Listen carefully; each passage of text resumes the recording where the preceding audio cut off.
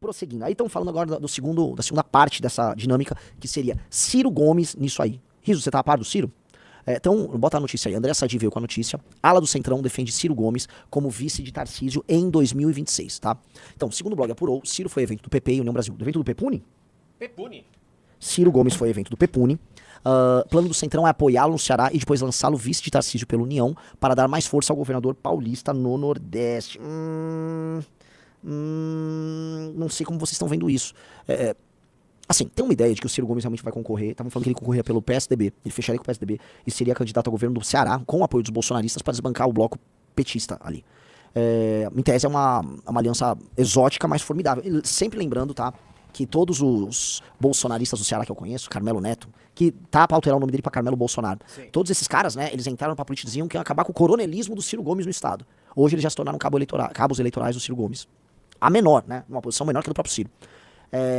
Agora o que aparentemente o Centrão tá aventando faz um estudo de caso no Ceará ali, e aí traz o Ciro pra perto e coloca o Ciro de vice pro Tarcísio, numa aliança meio desenvolvimentista ali, que seria este grande acordão de 2026. Aí, pega, assim, não sei se eu vou ler a matéria aqui, mas depois tenta manter no gatilho, Riso. O Ciro falou que é necessário para derrotar o Estado de Koji que tá aí, uma aliança da direita à esquerda, né? Mas vamos ler. Integrantes do Centrão, ouvidos pelo blog, passaram a defender nos últimos dias uma dobradinha de Tarcísio Gomes de Freitas, governador de São Paulo, com Ciro Gomes para a chapa presidencial de 26. Atualmente, Ciro Gomes está filiado ao centro-esquerdista PDT, partido baseado do presidente Lula, e que comanda o Ministério da Previdência Social. Segundo o blog apurou, a avaliação entre lideranças do Centrão como União Brasil é de que a crise do tarifaço afasta a família Bolsonaro da chapa presidencial e o melhor seria a construção de uma chapa sem integrantes da família. Aliados mais radicais de Bolsonaro querem emplacar um familiar, mas reconhecem que a situação está cada vez mais complicada devido à crise escalando com o tarifaço e as investigações do STF. Já dentro do PP, Ciro Gomes tem resistência porque a ala do partido quer emplacar Ciro Nogueira no vice. Exatamente. Tá? Existe aí um duelo de Ciros, né? Quem seria o Ciro a ser candidato?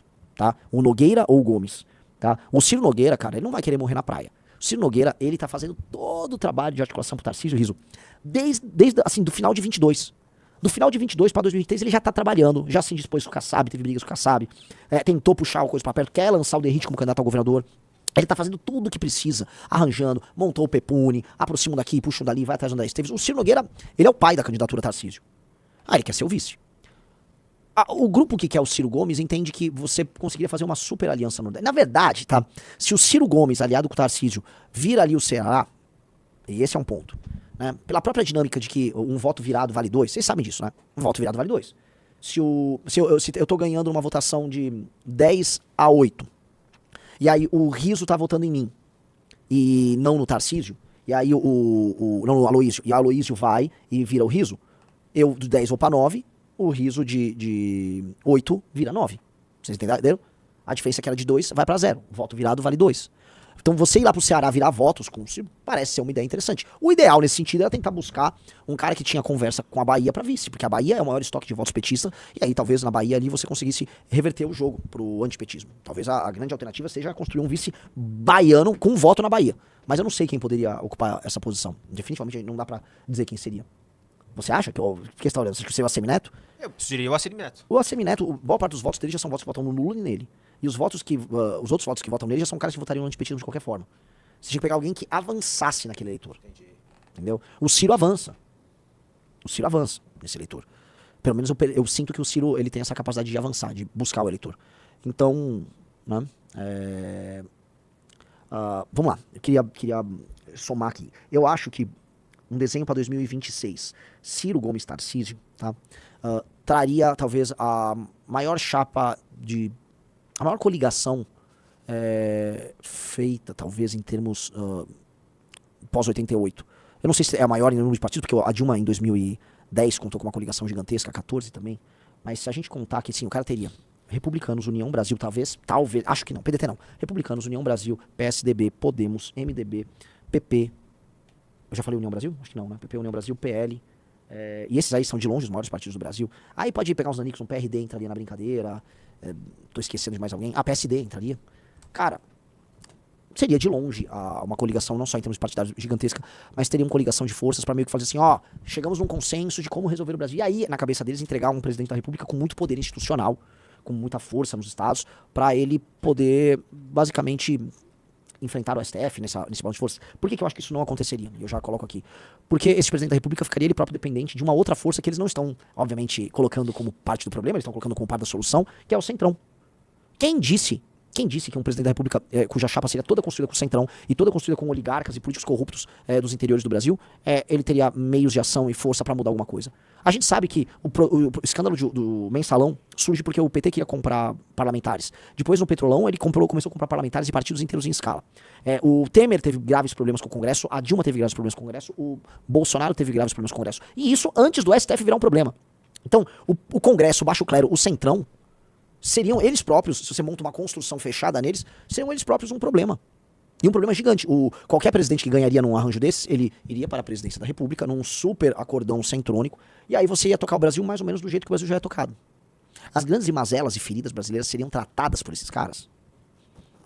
Você teria com esses caras alterações profundas no Código de Processo Penal. Você teria mudanças no código, na legislação penal brasileira. Talvez esses caras voltariam, por exemplo, em alterações para crimes violentos. Mas crime de colarinho branco, que é o crime que interessa para essa galera que tem grana. Esses caras votariam material contrário ao aumento de privilégio. Material contrário.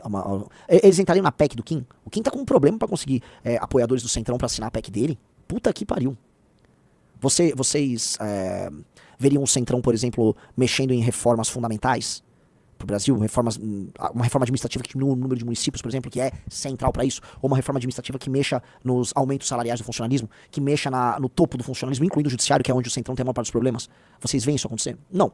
Então, dado que já houve grandes alianças com o Centrão para administrar o Brasil, e dado que dessas alianças grandes reformas não surgiram, eu sou muito cético. Muito cético. E ainda há outro problema. Eles querem fazer essas reformas.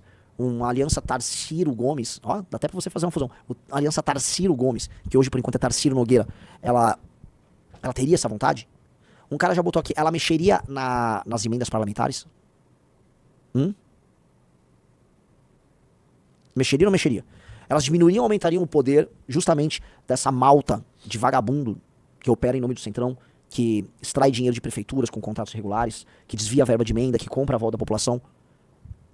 Porque o maquinário, vamos botar aqui, o maquinário político que sustenta o que a gente chama de política brasileira, esse maquinário que todos os deputados, especialmente os deputados old school, possuem, tá? Que é ligado a projetos de governo, que é ligado a projetos de prefeituras, que é ligado a vereadores, tá? É um maquinário, uma estrutura hierárquica que funciona como um maquinário, e ele é quase todo igual, só muda o nome. Tá? Se você for pegar a estrutura política de um cara do Centrão que é de Minas Gerais e de um cara do Centrão que é do Piauí, ela é praticamente idêntica. Praticamente idêntica. Os mecanismos de funcionamento são quase iguais, é quase um padrão. Tá? Isso vai ser alterado? Eu não vejo isso sendo alterado. Como eu não vejo grandes alterações nisso, entendeu? Ó, o Lucas Freitas mandou. Uma liderança forte na Bahia seria o senador Otto Alencar, que é do PSD. O Otto Alencar é um exemplo disso. O Otto Alencar é um cara que tem essa possibilidade de mobilização institucional do Centrão no interior da Bahia. O Otto Alencar é um exemplo desse projeto, dessa máquina hierárquica de administração de recursos quase sempre desviados que acontece na Bahia. Só que eu não sei se ele é um rosto que o baiano ia falar, é isso. Eu tô com o Otto Alencar. Não é muito assim que funciona, né? O Otto Alencar é dono da máquina, mas ele não é um rosto que mobilizaria. Pelo menos eu não creio que seja. Pode ser que alguém aqui venha, vamos dizer, contraditar o que eu tô falando.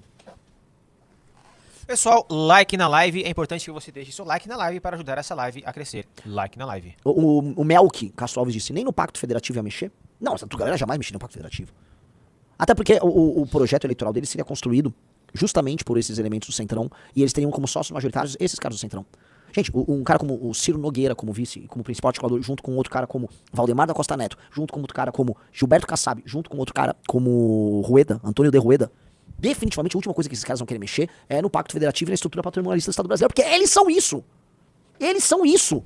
O Riso pode tentar levantar. O partido que mais cresceu, me corrija, nas eleições municipais de 24 foi o PSD, ou talvez ele já seja o maior. O PSD tá muito grande, é o partido do Kassab, nos municípios. Se você for pegar as Minas pra cima, o PSD é super forte, porque o PSD é Lula, o PSD é Bolsonaro, o PSD é o que precisa ser pra ganhar a eleição. Ó, PSD é o partido com a maior taxa de sucesso na eleição para prefeituras. O partido lançou 1.715 candidatos para prefeito e teve 878 eleitos. Meus amigos, ele venceu em mais de 50% dos casos.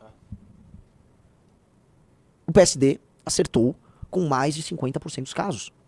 O PSD é uma máquina de ganhar eleição para prefeito. O poder do PSD, mais do que os deputados, reside na máquina dos prefeitos. E o Kassab é o grande operador desse jogo. Este cara quer alterar a dinâmica patrimonialista do Estado brasileiro. Gente, a dinâmica patrimonialista do Estado brasileiro vê a sua grande operação acontecer na prefeitura. assim, infelizmente, né, por conta da formação do Partido Missão e estudando até o nosso programa, eu ainda não tô com a cabeça pronta, mas eu estudo isso. E uma das coisas que ficam claras é o coração da operação corrupta desses projetos no Brasil acontece nas prefeituras. Primeira coisa, as emendas, a gente está falando aí de praticamente 50 bilhões, elas vão para as prefeituras. A execução das emendas acontece sobretudo, não só, mas sobretudo, dentro de um contexto de prefeitura. Tá? Isso eu estou falando das emendas federais, nós temos emendas estaduais e temos emendas municipais também. Tá? São as prefeituras que, boa parte dessas obras com menor fiscalização são executadas. São nas prefeituras que o compadrio e o capitalismo, né, malandro, acochambrado, dono da empreiteira, que trabalha junto com o amigo do prefeito, que o vereador indica e o vereador é ligado a um deputado. É ali que a indústria do Caixa 2 é montada. Como a indústria do Caixa 2 é montada ali, e ali, nesse âmbito municipal, que a grande imprensa não acompanha, porque nem tem como acompanhar, acontece o grande roubo brasileiro, a grande roubalheira brasileira tá presente ali, a gente não consegue dimensionar a forma como isso se dá e a forma como você consegue reagir. Vou dar um exemplo. Alguém sabe, vamos pegar uma cidade de 50 mil habitantes, acha a cidade de Patos na Paraíba, que ela já é falada por causa do Hugo Mota.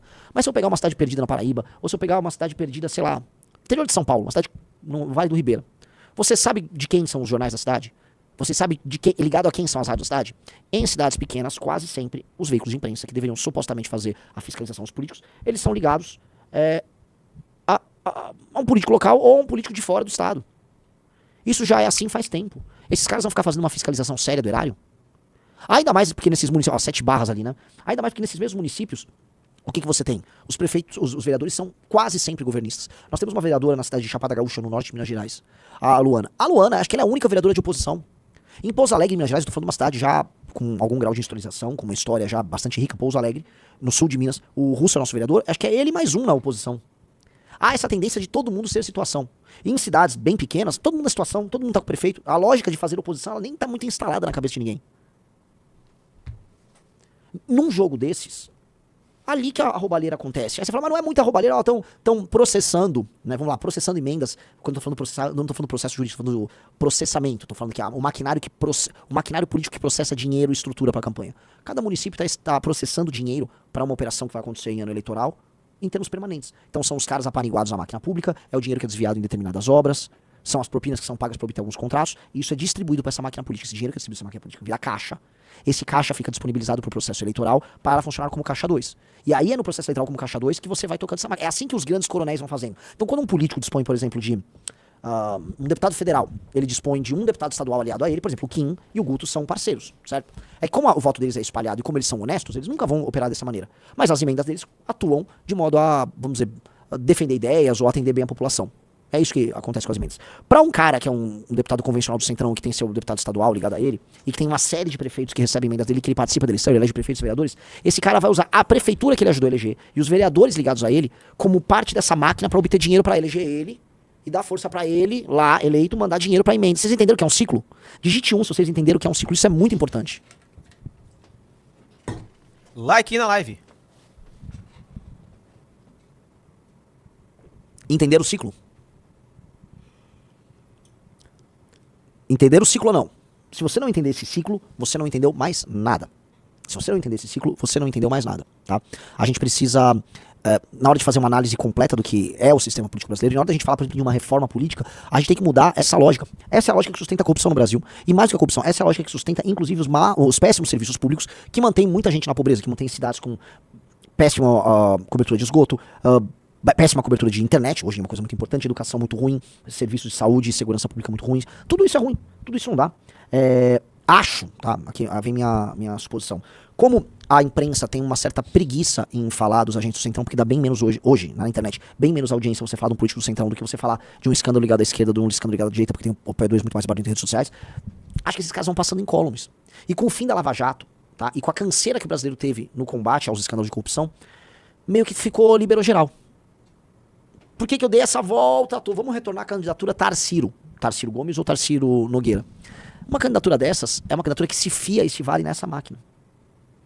E o Tarcísio nunca negou que ele é um cara dessa máquina. Tarcísio, vamos pegar aqui, olha só, a gente sabe que o Guto saiu lá, mas eu não vou sair atirando. Às vezes eu uso palavras feias para tratar as pessoas e hoje eu tô um sujeito mais civilizado, tá? O Tarcísio, ele é um burocrata oriundo das Forças Armadas. É um sujeito muito inteligente, se formou no IME, foi professor do curso preparatório para passar no ITA. Ninguém aqui vai falar que o Tarcísio tem que ir baixo, nem que o Tarcísio não tem, vamos dizer, disposição para trabalho. É mentira, o Tarcísio é um cara muito inteligente, tem muita disposição para trabalho, e isso já o coloca muito acima de qualquer político típico brasileiro, ok? Ainda que políticos tenham disposição para trabalho, só não tô falando da natureza do trabalho, mas tem. O Tarcísio Gomes de Freitas, dessa maneira, ele ascendeu primeiro junto ao aparato do PL, a época era PR, depois ele é no governo Dilma, depois ele vai pro governo Temer, no governo Temer ele cresce muito, quando ele participa das PPPs e dos projetos de infraestrutura junto, acho que era com o ministro secretário Moreira Franco. Depois ele se torna ministro de Estado com o Jair Bolsonaro, ganha muito espaço como o Tarcísio construtor, o Tarcísio que faz obra, e aí ele é lançado como governador. Tá? O Tarcísio é um homem da máquina do Estado. Ele nunca foi um homem a contestar essa máquina. Ele é um homem que acredita que a máquina tem que funcionar. O Tarcísio, eu já expliquei pra vocês, ele não é um arquiteto, ele é um engenheiro. Como engenheiro, ele tá vendo essa máquina chamada Brasil, ele vai falar, eu quero ver uma maneira dela rodar de um jeito mais eficiente. Ele não é um arquiteto, né, ou vamos botar aqui um projetista. Que projetista pode ser engenheiro? Ele não faz a concepção criativa e fala, esta máquina aqui precisa ser fundamentalmente alterada. A dinâmica dessa máquina tem que ser alterada. Eu tenho que imaginar esta máquina de uma maneira diferente. Quem faz isso são pessoas, em geral, a gente pode botar com um perfil mais criativo, que tem um raciocínio mais divergente, que tem uma capacidade de disrupção na forma de pensar a realidade. Entendeu? São os, vamos botar aqui, arquitetos. O Tarcísio não tem essa dinâmica. Então ele vai olhar pra essa engenharia que o Ciro Nogueira toca, que esses políticos do Centrão tocam, e ele vai dar um jeito de, vou melhorar um pouco isso aqui. É isso. Entendeu? Ele vai melhorar e ele não vai questionar esse problema. Então, o governo do Tarcísio em São Paulo é muito sobre isso. E é justamente por conta dessa falta de imaginação que você olha direitinho, você vai olhar com calma. Isso aqui não é um ataque a ele. O governo de São Paulo é bem administrado. Só que é um governo bem administrado desde a época dos tucanos. O melhor governador de São Paulo dos últimos 40 anos chama-se Mário Covas. O homem que de fato pegou São Paulo quebrado, e ajustou as contas de São Paulo. Pegou São Paulo no pior ciclo de insegurança pública e começou a preparar o espalhamento das polícias para enfrentar isso. Foi durante o governo dele que, assim, São Paulo chegou no buraco na parte de segurança pública. Foi o Mário Covas. Ele iniciou um processo de modernização da gestão do governo de São Paulo, que depois o Alckmin seguiu, aí o Serra seguiu, aí o Alckmin segue de novo, Dória segue e agora segue o Tarcísio. Mas todos esses governos são muito parecidos entre si. Nada de muito diferente foi imaginado. Por exemplo, nenhum do Mário Covas. A única coisa que o Mário Covas imaginou foi um governo de São Paulo mais bem administrado e mais, vamos botar aqui com algumas aspas, mais probo do que ele era. Ele veio de um governo Fleury, que era um governo muito ruim e muito corrupto. Tá? Ele não imaginou assim, poxa, vamos reimaginar como é que é feita a parte de educação em São Paulo. São Paulo não tinha que ser um estado que não ponteia todos os rankings de educação no Brasil. São Paulo tem material humano da mais alta qualidade. São Paulo tem, graças a Deus, dinheiro próprio por conta do ICMS, estado que é um estado economicamente ativo em todas as áreas. São Paulo poderia ser melhor na parte de educação. São Paulo continua dependente das suas universidades estaduais, e fala muitas universidades estaduais, mas, vamos dizer, o desenvolvimento científico oriundo delas, brabo, meio bruto, tô falando do desenvolvimento científico com tecnologia de ponta que ajude o capitalismo no Brasil e no estado de São Paulo. Lembrando que se for falar do ITA e tal, eles são instituições federais, não são instituições estaduais. Tá? Não foi imaginado nada muito diferente nisso. São Paulo se desindustrializou nesse processo, mas ainda manteve um percentual de indústrias razoável dado o contexto brasileiro. São Paulo, ele, especialmente nos governos dos tucanos, ele prosseguiu aumentando sua malha rodoviária. São Paulo tem a melhor malha rodoviária do Brasil, mas isso veio com um determinado preço. Né? As primeiras concessões para privatizações, o Rizzo vai lembrar, foram feitas de modo a fazer com que os pedágios fossem muito caros. Os primeiros pedágios de São Paulo sempre foram muito caros. Sim. Depois, as últimas concessões de 10 anos pra cá estão conseguindo negociar pedágios mais baratos. Mas, assim, os pedágios da Bandeirantes, o pedágio da Imigrantes são assustadoramente caros. Tá? Rodar no estado de São Paulo é caro. Você tem as melhores estados, mas é caro. O Tarcísio não altera isso. Então não imagine que o Tarcísio será o cara que vai alterar essa dinâmica no Brasil. Essa é a minha concepção. Não sei se o Rizzo concorda. Ele pode até azeitar algumas coisas e encarar com mais afinco uma crise econômica do que um cara como Haddad, que é um cara que tem concepções muito erradas de tudo. Ainda que seja um cara que imagine um Brasil diferente, pra pior. É um sujeito que, o perfil dele talvez, por ser um cara de humanas, mais bicho grilo, meu colega de São Fran, né, imagino ele um cara mais inventivo, mais aberto às belas artes. O cara toca guitarra também, né? Tô fazendo essa comparação pra dizer, o Tarcísio, o modelo do Tarcísio, dado que o Brasil precisa de alterações fundamentais na sua forma de pensar o Estado, o Tarcísio não é esse cara. E um exemplo disso é a forma como ele reagiu a uma pressão que ele recebeu dos instrumentos de pressão mais óbvios que existem dentro de qualquer governo, de quaisquer governos na estrutura brasileira, que seria o do judiciário. O lobby do judiciário foi pra cima do Tarcísio e o Tarcísio teve que ceder ao lobby do judiciário. Isso motivou a saída do Guto Zacarias. É o tema, inclusive, do discurso do Guto. Então, o que eu quero dizer? Será que esse Tarcísio que teve que ceder pra essa pressão, não sei se é defensoria pública, mas, enfim, do judiciário, é o Tarcísio que vai conseguir derrotar o alto funcionalismo, que vai ser uma pressão muito maior, inclui tribunais superiores que podem atuar contra ele?